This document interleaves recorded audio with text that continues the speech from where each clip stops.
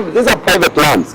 There's a procedure, laid out procedure that the government must follow, not using other institutions which have no constitutional mandate to acquire parcels of land. We know that parcels of land should be acquired by the National Land Commission, and we know that in case it is a private property, then it is very clear the CEC, County CEC, or the Waziri, Cabinet Secretary for Land, should write to the National Land Commission stating the reasons why they need to acquire, why they need to take the private property from private land owners, after which, if the National Land Commission agrees, they will go and survey, and they can object or agree to acquisition of these parcels of land, the process called compulsory acquisition.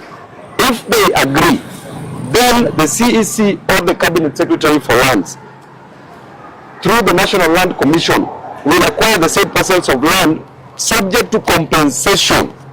But you see, the parcels of land that we have, they want to say that they want to do a regeneration program.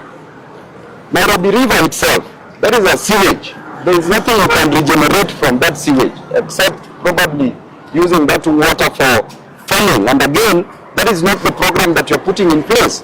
And if you're supposed to take up to around 6 meters, as per the titles, that was the agreed length that was constitutionally, that was agreed upon, well, from 1959 up to date. Right now, the government purporting to extend to 30 meters to 60 meters. That is fraudulently obtaining land that belong to the people of Westlands and the larger Dagoretti. So you should not agree to for the government to fraudulently obtain your parcels of land. I'm here as an advocate representing these ladies and gentlemen, representing our parents. There's nowhere they will go. After demolishing, there's nowhere they will go. We know, we love development, but you cannot bring development to the detriment of humanity. You cannot bring development. Development must come to the people. It is not coming to non-existing objects. It is coming to the people. And the same people, if you frustrate them, where do you want them to go? These are people who have sentimental attachment to their property, their parcels of land. And therefore, we will not allow. We want procedure to be followed. So they brought a petition here. We will take them to the clerk, who will assign this duty to the lands committee, and we want justice to be served to the great people of Westlands and Dagoretti, and also the great people of Gikomba, the great people of Bahati, the great people of Shauri Moyo. There's a court order in existence preventing the authorities from demolishing properties. They have to wait for that, for the court process, for litigation to take place. So we will go with 2 or 3 of you to the office of the clerk, present this petition, and I pray that justice shall be served. I will give 3 of you an opportunity, 4 of you, 2 of my mothers, and 2 of our fathers to speak on your behalf.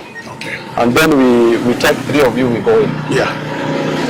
Now, I want to thank you very much, Honorable Babu, for giving us this opportunity to present our case to the National Assembly. We are Kangemi Neighborhood Association, and we were not very happy when our lands is being taken beyond what is agreed. They started with 60 meters, came down to 30, now they are 10 meters. And as we speak, there have been some markings on the ground. We are requesting that the procedure that is used should follow the laid down laws and the Constitution, what their Constitution allows, which is 6 meters. They've already now come to 10 meters, which is actually affecting a lot of people. In fact, as a matter of fact, some graves, some of our relatives who are buried there are earmarked for the graves to be exhumed, and that is not fair. You know, traditionally we don't do that, and it is very, very unfair, especially for a family. I know the father, the mother, and their son are buried together, and they're going to be exhumed. Which is not, we have a graveyard. We have so many relatives who are buried in Kangemi. Kangemi is ancestral, like Honorable Babu said, is our ancestral land, which we have buried all our relatives, most of the forefathers, our great forefathers who came here in Kangemi in the 17th century. We should be careful when dealing with the people. We don't mind cleaning up, and we don't object cleaning up rivers. But then it has to be done properly. And if somebody's land is going to be touched without their consent, that is not fair. It is always proper to make sure that people are involved, to request to have a meeting and then do things properly, procedurally. If you do things that the government does things which are not procedural, then it becomes in bad light. And we want things done procedurally so that everybody is seen that the government is fair. We don't object the cleaning up. We don't really object. There is a good process, but we need that process to be done according to the law. Thank you very much. Na hii kuclean Nairobi ni mwaka nenda mwaka rudi. Yeah. Kuclean Nairobi River. Nairobi River should be cleaned once and for all. Yes. Sio kuclean every year ni kuclean Nairobi. Ni jackpot gani mtu anatengeneza hapo? Yes, ni wizi ya pesa. Amen. Wacha tupatie chairman. Good afternoon. We have come to a national capital, and specifically to the National Assembly, where we have given powers to our representatives, and we have come in peace and as a peaceful people, because we feel aggrieved by what is happening in our ancestral area, in particular Kangemi, Dagoretti, and other parts of this country, where government agencies are coming in without consulting us, bringing in Chinese and the military to mark our land, which they did have marked. They've given notices for 14 days, so that in the next probably 2 weeks they will start demolishing our houses. We have not been consulted, and as our able chairman said, the mandate of Matters Land is domiciled at the National Lands Commission. We have not been consulted. The National Lands Commission has not been embodied. What we are seeing are agencies, government agencies, that are indeed not even anchored in law. Because, for instance, Nairobi River Regeneration Commission was not established by an act of parliament.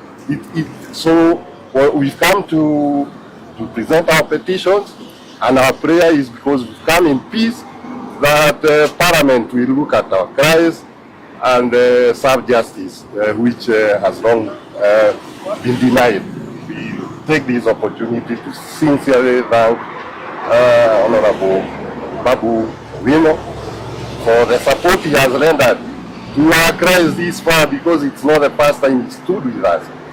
And our prayer is that these issues should be escalated so that Kenyans can give their input, whether indeed the freedom that we fought for, the independence that we fought for, guaranteed that injustices be visited upon us without even giving us an opportunity to be heard.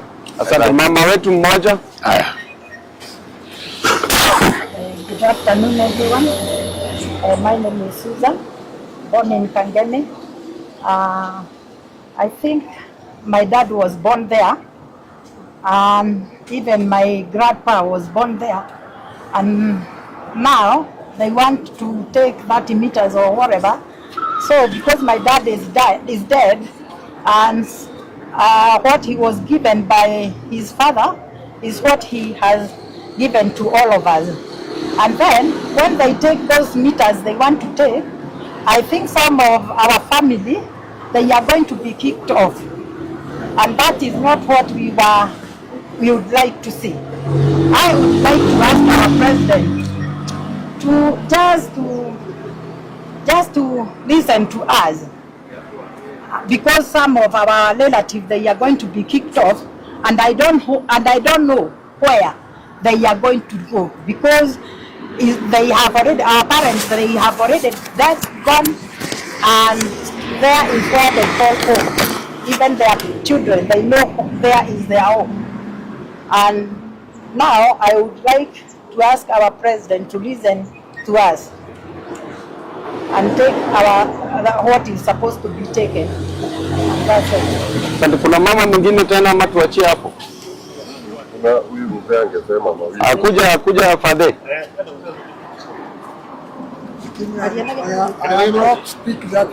Ongea tu Kiswahili, ongea Kiswahili. Habari yenu. Mimi ni mtu kutoka Kangemi.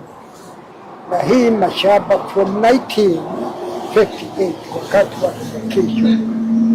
Mimi nilikuwako na nilikuwa tu nashika ile cheni ilikuwa inapita, na hii mashamba vile mchana wangu hapa amesema from 15, sababu babu yangu alitahiri 1899.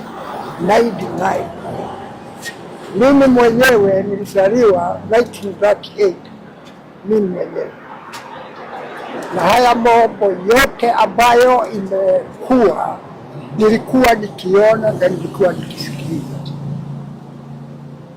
na nilikuwa naambiwa na babu, na vile walitoka Murang'a wakaja Kagemi miaka hiyo yote, hata babu hakujua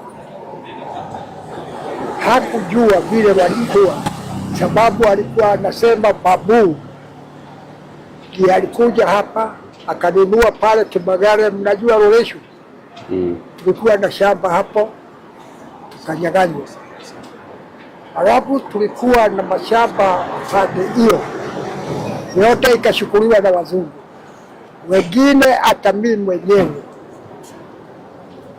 najua tuna shamba huko Deya, ile tulipelekwa huko na mzungu kama kutupwa, sababu huko kulikuwa hakuna maji, ilikuwa ni jangwa, lakini tulivumilia kwa vile hatukuwa na la kufanya. Sasa ikiwa sasa ukoloni umerudi, hata mimi nashindwa umerudiji, na sisi ni watu tunasema tunajitawala. Hiyo ndio swali mimi ninayo, tutakuwaje ndani ya ukoloni na mali yetu sisi wenyewe tunanyanyaswa? Hata kama mimi mzee sina la kufanya, wezi kuandikwa, watoto wangu ndio hao hawana kazi, wale wananiita babu hawana kazi. Sasa mimi nikiangalia family, naona sisi hatuna chini ama juu, na baba tunauliza nini?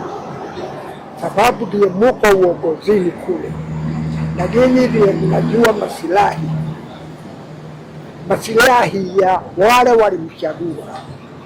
Ningeuliza Mungu asaidie Kenya na amsaidie nyinyi, muwe mkiona mbele na mfikirie habari ya raia wale wako chini yenu. Asante. Asante sana. Sasa nitachukua viongozi, chairman na nani tena na coordinator na mmoja. So na ningetaka okay, twende hawa 4 na mama pia, chukue pia mama. So wengine mnaweza waongoja hapa, si ndio?